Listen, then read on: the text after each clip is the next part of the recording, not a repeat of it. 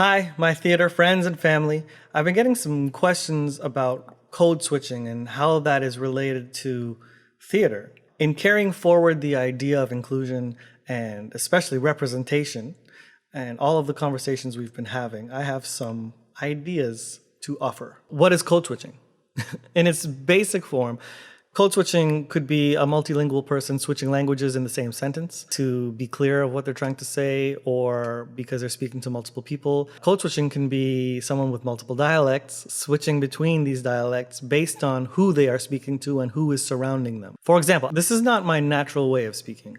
This is something I learned to do when I was little to fit in, to assimilate, to not get made fun of. This is the product of growing up in a predominantly white society. Not every person of color code switches.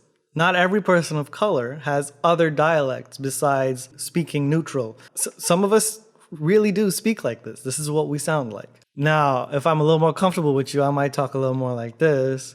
I can still speak grammatically correct. I can still speak standard English. Everything is A-OK, but it might sound a little different. If I'm around my family, we're Caribbean, so we talk a little different than everybody else. You know, now we Guyanese. So when y'all might hear the way we talk with this Guyanese accent, y'all might hear this like Caribbean, West Indian accent. But if you put a Jamaican and a Trini and a Guyanese in the same room, we're gonna hear the difference in the accent. It's like if I taste that curry and it's a Jamaican who made that curry, I'm gonna know it. This is Jamaican curry. Which curry powder are you making this? This Lala's? I'm gonna know the difference between this and this and this. The same thing, I'm gonna hear the difference between all them accents. That's an idea of code switching. I'm willing to bet a lot of you have never heard me speak like that, but that's me. That is how I talk. Speaking white. What is that? People of color and white people use the term speaking white. I've heard that. Now, in our own communities, it could be a very negative thing, and that's a whole other conversation. People could make fun of people for speaking white. That's not this video, though. That's another video. Where did I get speaking neutral from? Actually, it was a teacher of mine. I asked a question about auditioning, and I said, do I need to speak white? And they said, what do you mean speak white? I mean, do I need to speak like this versus what? Like, versus how I speak. Oh, you mean speaking neutrally? Okay. Yeah. Do I need to speak neutrally? Yes. The answer is yes. Always yes. Okay. That's a very interesting and heavy word, neutral, in the theater world. Neutral implies the idea that something is at its base form. It's stripped down. There is nothing added to it. There's no ornamentation. It's the default.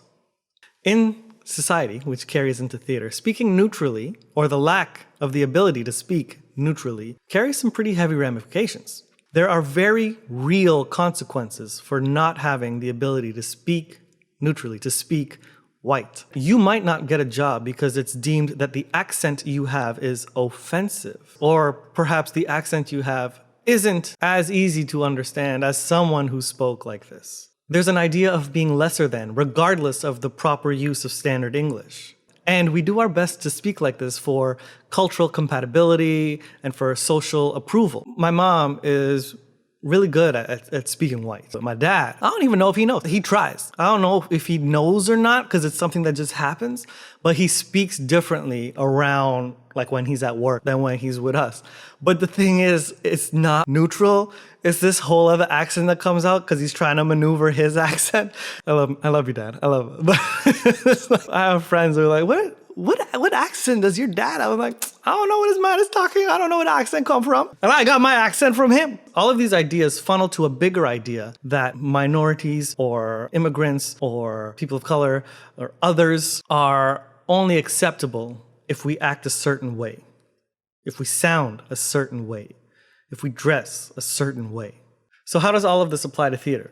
Well, if it's not obvious, let me break it down a little bit. So what roles call for speaking white? If it's not in the description of the character, if it's not in the description of the play, if it doesn't affect the narrative, if it doesn't affect the choices made, why does an actor have to put on this sort of dialect? Because this is the way it's always been? Is that really a good enough answer? The way a character speaks is normally derived from the source material. Where does the play take place? Where do the characters come from? But if the dialect doesn't have an impact on the character's relationships with other characters, the narrative of the play, and the overall storytelling, then it isn't important what that character sounds like. And we're just applying something to them based on how it's always been done. I'm not saying dialects aren't important. They have their place. They add flavor. They add cultural specificity. For example, I did a show called Once the Musical. I was Billy. All right. Billy speaks with an Irish accent. It's very important to the show that Billy is from Northern Ireland. It affects the way he interacts with at least 2 different characters in the show. So in that case, of course, I'm going to do the show. I'm going to study my Irish accent. No. Will it be weird for someone to see a brown person speaking with an Irish accent? For some people, yes. After a show, I was doing some groceries at the Star. Were you in Once? I saw it last night. You were so great. Oh, thanks. Thanks for coming to the show. Appreciate it. I'm glad you enjoyed it. See, I knew that wasn't your accent. I told you that wasn't, I told you you didn't speak like that. Nope. It's a true story. And yeah, but left me so I can do these groceries, no? Another example. I was Cogsworth in Beauty and the Beast. And Cogsworth speaks with a very upper-class British accent. What's interesting about that particular show with me was that there was some South Asian accent sneaking in to some of my vowels, because I had just come off another show called Monsoon Wedding. My director noticed and said, "Do you know that there's a little bit of South Asian in your accent?" I said, "No, I'll fix it straight away." And he said, No, I actually like it. I think it could be interesting. Should you choose to keep it? I said, no, I'm going to tidy up my accent. It's been a little bit since I've worked with it, and I'll fix it up. But I regret that choice, because would it have been more interesting if a brown Cogsworth had a British accent with a hint of South Asian in it? It wouldn't have been inconceivable. So I think that was a missed opportunity. Really, one has to ask oneself, why does Cogsworth speak with a British accent? Why is Lumière the only one who speaks with a French accent when really they're in France? So, everyone should speak with a French accent, non? Ça fait plus de sens si tout le monde parlait en français parce que c'est français, non? I always thought that was interesting. So in a show like Anything Goes, one of the classics, one of the golden eras of theater, why do we have to speak white? Well, that's how people spoke back then. That's why you have to speak like that. Well, let me tell you, people experiencing those adventures on those ships didn't look like us. And that's okay. That is the point. In your needing to bring us in and us wanting to be there, instead of inviting just this, why not invite all of us? Why not invite all of me? Why not invite everything we have to offer? Young People's Theatre was putting on Mary Poppins. A few of the characters were played by Black actresses. A choice was made that one of the Black actresses could use her Jamaican accent. It brought a different light to the character, but it didn't affect the plot in any way. If anything, it added to the representation that was already on the stage.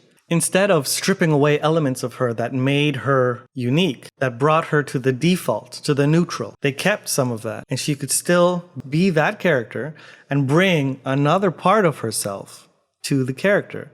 We all bring parts of ourselves to characters. That's what I think good actors do. But some of us are restricted in terms of what parts of us we are allowed to bring. Think about it. Mary Poppins, this is London. How many people of color are in London? Tons. It would not be out of the ordinary for one of these characters to be not only Black, but a Jamaican woman. I'm not suggesting that every single person who has their own unique dialect use that dialect at all times in every show. Maybe there's a bridge, maybe there's a middle ground that we can find where there's a little more representation on the stage orally and not just visually. We need to stop making us palatable for your white audiences. We need to normalize our presence on the stage. We need to recognize that an accent, a different dialect, doesn't necessarily mean that that actor comes from away. What about accessibility? What about the people who can't understand people with accents? First, I want to tell you that they will understand us. Second, I want to tell you, I'm not suggesting that we all speak with a lack of diction, a lack of clarity, speaking grammatically incorrect. I'm saying that perhaps in some instances, using our own dialects while still speaking the proper words that are on the page, maybe that should be an option. If right now theaters who are trying to change are all about their audience members seeing themselves on the stage, part of that is hearing themselves on the stage. Trust me. As an actor, I don't think I'll ever have enough trust in the theater system to go into an audition and not speak like this. I will always present this first so that whoever's on the other side of the panel knows that I'm capable of this if this is the only thing they want. I know there are other artists out there who walk into the room and they're just fully themselves. And it's a take it or leave it situation, and I love that. I just don't know if I can do that yet.